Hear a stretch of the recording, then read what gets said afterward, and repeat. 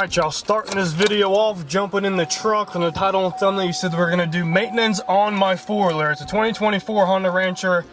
Guys, I bought this four-wheeler just to have a helping hand out here at some of my farms, just because I'm carrying everything, man. I mean, the purpose of this four-wheeler, it does so much to me, and I wanna take care of it. We're gonna discuss the prices though once we get to the actual Honda Power Sports where they sell these things. And the reason why we're gonna go pick up the oil, because I was like speechless of what these jokers were the asking price to do this maintenance. So I will see you guys once we're in the parking lot. And don't click off if you're not interested in this four-wheeler video. We do buy a new Pume in the end of this video. We shoot it, and you guys are gonna be pretty stoked about what I got. So let's do this maintenance, and then we're gonna jump into those clips. All right, so we've got everything we need. And the reason why I wanted to come up here and just do it myself, guys, because I mean, I bought the whole package with this four-wheeler. I mean, I nearly spent 13 grand on it. So I mean, just to make me feel better, you know, I wanted just to see if Honda can just service it for me and let Honda do their thing. And the first service is only 20 hours, and I went through that pretty quick. And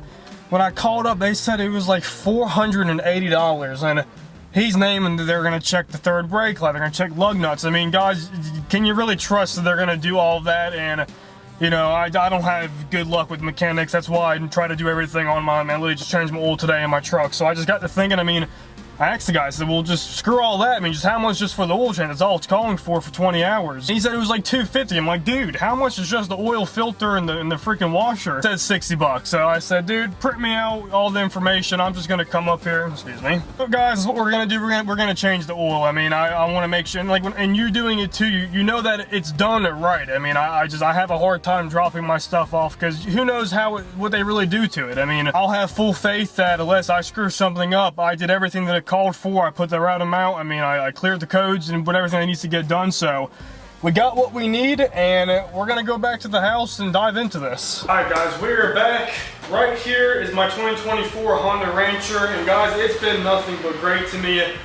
I mean, seriously, this is probably one of the best investments that I've ever bought for the channel. I want to make sure she's serviced right. Like I said, I've never done this before. I, at the place, actually printed out just some of the instructions that he recommended. When I say instructions, guys, it's pretty much common sense. Just, you know, showing, you know, if you're changing the filter, without the filter, if certain amounts of oil you should be using, and what kind of oil you should use. So we'll kind of judge it by that, but either way, you got a dipstick. You can read obviously what how much oil it takes. First step is we're going to remove the seat, and we're going to remove this plastic. There's a lot of different clips you can remove, but I think there is a way that, I mean, this whole centerpiece should just pop right off, and then we can access where the filter's at. We can drain the oil underneath it, and we'll just kind of go, not so much step by step, but I'll keep you guys updated.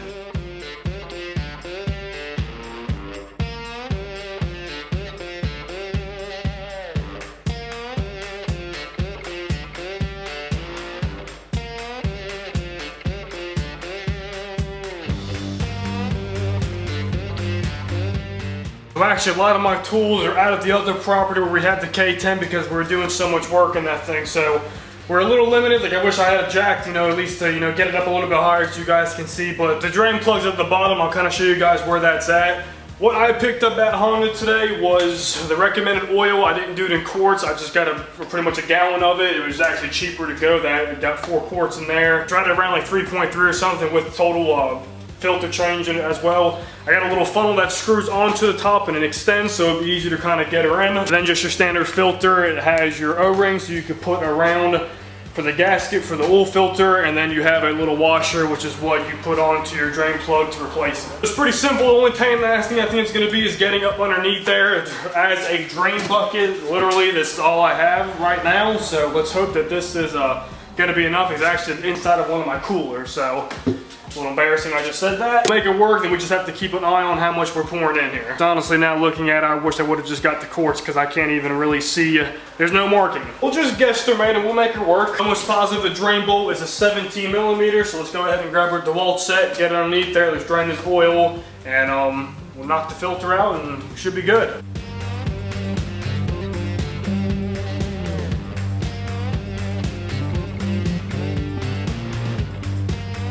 And she is draining, and the oil is gold. I don't think it's necessary to have a 20-hour service, but I guess it's just a break-in point, so you might as well. What they call for, but you can see she is draining. That's draining. Let's go ahead and work on the oil filter. It's 3 8mm bolts. Let's get them out.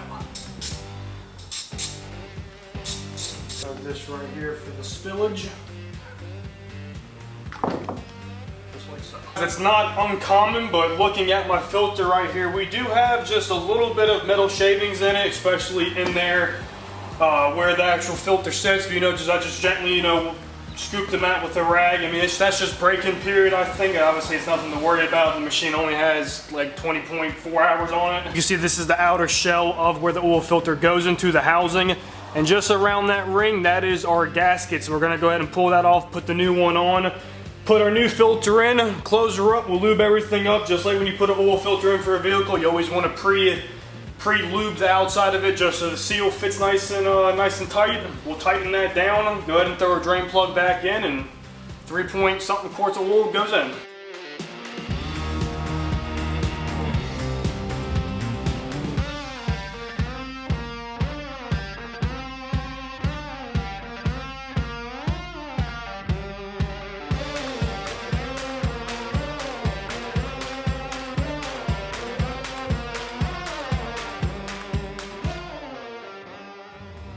At all 3 X's, I'm going to go ahead and start her up. Let her run some oil for a little bit.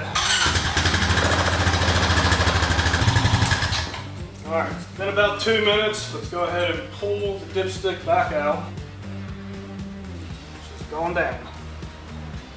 Guys, we are good. Putting that back down. I'm going to be honest. This was a mistake and this funnel sucks ass. So just don't get what I got.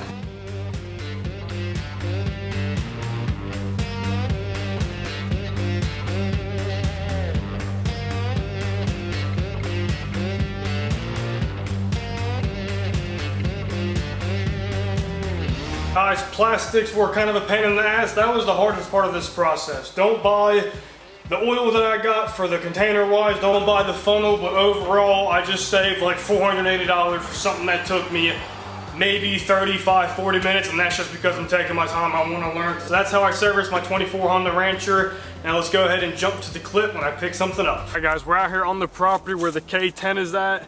And we have come out here to show you guys something new that I have purchased for the old channel, son. Like every season or every species you target, it's nice to have one plume that, is really nice for. For example, waterfowl or anything that flies. I've never had a good shotgun. Shotgun I've been using, I'm not going to talk down on it, guys, but it is a Walmart Mossberg 535. It's a hunting shotgun, 20-inch barrel. I mean, it's the whole 9 yards, but I paid $185 for it, okay? And that thing has, I think it's reached its max for its time. It's starting to click when I pull the trigger. Spend more time cursing at it than I do using it. So I decided to spend some money on a better Pume. And I wanted my price range to be at around $1,000 for a semi. I figured anything less than $1,000, it's probably not going to function that well, and you're probably just going to buy another one down the road, and now you have money you've invested in both of them. Started looking at a couple different kinds, Frenchie, Benelli. I wanted to get a bunch of different stuff. Weatherby was one of them too. And I started doing more research on them, figuring out, okay, well, $1,000, there's really not much you're going to get that I was going to be happy with. So then you start looking at the 12 to 13, and then long story short, somehow I spent $2,300 on a shotgun, and it's pretty bad to the bone. This model right here is actually discontinued. Let me show you guys what I got. This right here is the Browning A5. A5s have been around, I think, since like 1940s. Have all different makes and models, Woodstock ones. I have ones that are all camo, and then this one right here is the Wicked Edition. The Wicked Edition, obviously you can see it has the bronze Cerakoting, the duck camo pattern stamp on it. I mean, I like the way it looks. It's bad to the bone. This exact model was very, very challenging to find. I actually had to go to Cut 'em Down Waterfowl. It's about 2 hours away from me. And they had one of these left in the back, but this was the last one they had. Browning, quit actually sending these out to the dealers. So it's, like I said, I had to really hunt down for this. I like it a lot, guys, compared to my Mossberg 535. This only weighs 7, I think it was like 7.5 pounds. My Mossberg weighed like freaking 10, dude. This is a lot lighter. Might not be that light of a shotgun to y'all, knowing 7.5 pounds, but it's always gonna be lighter and better out there. What I can see so far, and I haven't even shot it yet, but just by looking at it, guys, I mean, it feels great. Its shoulder's really good for me. Just like everything about it. I like how it has the hump. That's what obviously caught my eye. It's like an older They didn't change the style of the shotgun since 1940, but obviously the internals, and they make some new modifications to them. So to look at it up close, you can see all the engravements and all the stamps they have on it. No longer own a piece of shit for a shotgun, so we're gonna throw some in here and just shoot her down range a couple of times. We actually have a pretty exciting trip planned coming up this weekend, so that's honestly why I picked this up, guys. I did not want to go on this type of hunting trip and not have the right gear, because, you know, obviously gear is very important. Anything can get done with what you got, but, you know, to do it efficiently and not look stupid, I figured, you know, it was time to get something a little bit nicer. So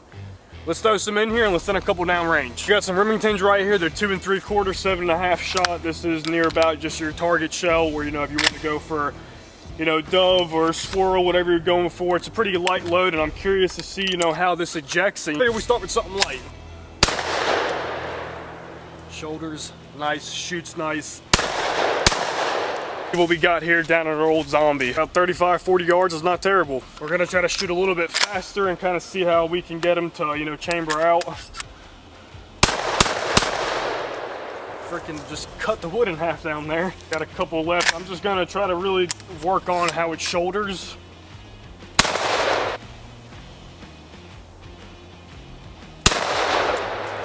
Guys, I like it.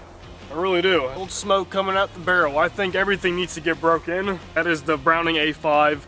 Super excited to use it for this trip and how we do with it, man. I'm pumped to actually have some new gear. I always like to upgrade my stuff, guys. Like this year for turkey season, which you guys saw in that last video, squirrel hunting through a 1.410. Dude's decked out. I put like $500 into that thing. The gun probably costs about 200 bucks. It's a turkey slayer. I just dropped a squirrel from like 45 yards with that thing. To have this now for waterfowl or anything that flies, it's a good plume to, you know, add to the collection. And like I said, had to really track this thing down. It was pretty challenging to find. And anyone who has an A5, I've heard, you know, once you shoot it, you'll never go back. So everyone's gonna have their preferences, you know, Benelli, Frenchie, all these different brands. But, you know, for sure, I think this is a good one for Peter, and I'm excited to use it. Like I said, y'all, stay tuned for this trip. It's going to be pretty exciting. And after we get back from that trip, I'm going to be announcing something that's big for the beginning of 2024 for us. So y'all stay tuned for the content. I really appreciate you watching.